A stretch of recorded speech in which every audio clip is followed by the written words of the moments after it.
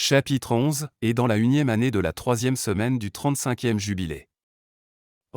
Prit pour lui une femme et son nom était Ora, fille d'Ur le fils de Kézed, et dans la 7e année de cette semaine de ce jubilé elle lui porta un fils et il appela son nom Soro.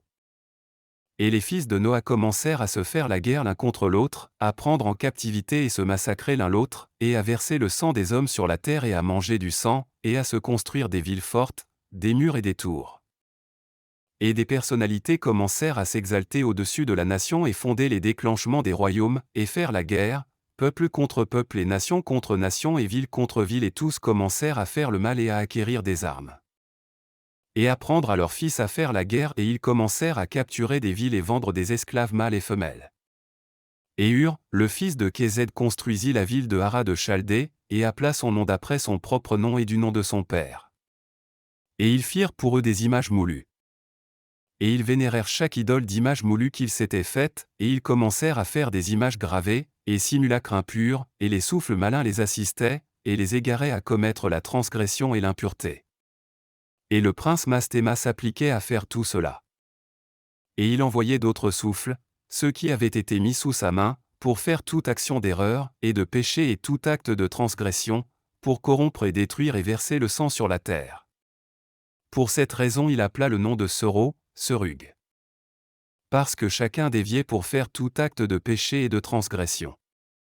Et il grandit et habitait à Ur de Chaldée, près du père de la mère de sa femme, et il adorait des idoles.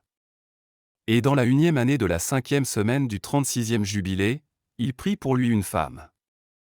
Et son nom était Melka, fille de Kaber, la fille du frère de son père, et dans la 1e année de cette semaine elle lui porta Nahor et il grandit et habitait à Ur de Chaldée, et son père lui apprit les inquisitions de devin et d'augure de la Chaldée selon les signes du ciel. Et dans la 1e année de la 6e semaine du 37e jubilé, il prit pour lui une femme et son nom était Tiaska, fille de Nestag de Chaldée, et dans la 7e année de cette semaine elle lui porta Tera. Et le prince Mastéma envoya des corbeaux et des oiseaux dévorer la semence qui était semée dans le pays pour détruire la terre, et destituer aux enfants des hommes leurs travaux, avant qu'ils puissent jeter la semence, les corbeaux la saisissaient à la surface du sol.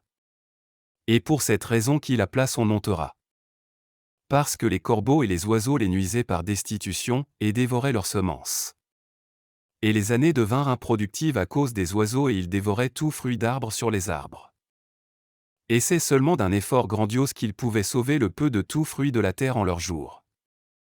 Et dans la 1e année de la 2e semaine de ce 39e jubilé, Tera prit pour lui une femme et son nom était Edna, fille d'Abram, la fille de la sœur de son père. Et dans la 7e année de cette semaine elle lui porta un fils, et il appela son nom, Abram d'après le nom du père de sa mère, car il était mort avant que sa fille eût conçu un fils. Et l'enfant commença à comprendre les égarements de la terre. Que tout s'était égaré après les images gravées et après l'impureté. Et son père lui apprit l'écriture quand il avait 2 semaines d'année, et il se sépara de son père pour ne pas adorer les idoles avec lui. Et il commença à prier le Créateur de toutes choses. Pour qu'il l'épargne des égarements des enfants des hommes, et que sa portion ne tombe pas dans l'erreur par l'impureté et la vilainie. Et le temps des semailles arriva pour ensemencer le sol de semences, et tous sortirent ensemble protéger leurs semences contre les corbeaux. Et Abram alla avec ceux qui allaient, et l'enfant était un garçon de 14 ans. Et lorsqu'un nuage de corbeaux vint pour dévorer la semence, Abram courut à leur rencontre avant qu'il atteigne le sol et cria après eux et dit, « Ne descendez pas, retournez à l'endroit d'où vous venez. » Et ils se détournaient. Et sur la terre entière où Abram était ce jour-là, il repoussa 70 fois les nuées de corbeaux à partir, et tous les corbeaux se dissipèrent jusqu'au dernier. Et tous ceux de la terre qui étaient avec lui le virent crier et repousser tous les corbeaux. Et son nom devint grand dans le pays de Chaldée. Et cette année-là tous ceux qui désiraient semer vinrent à lui, et il alla avec eux jusqu'à ce que le temps des semailles se termine, et ils semèrent leurs terres et rapportèrent assez de grains cette année, et ils mangèrent et furent rassasiés.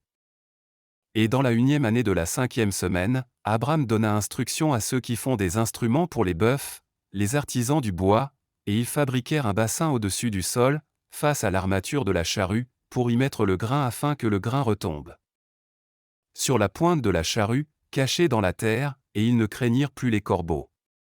Et suivant cette méthode, ils mirent des bassins au-dessus du sol sur toutes les armatures des charrues et ils semèrent. Et labourèrent toute la terre suivant ce que Abram leur recommanda, et ils ne craignirent plus les oiseaux.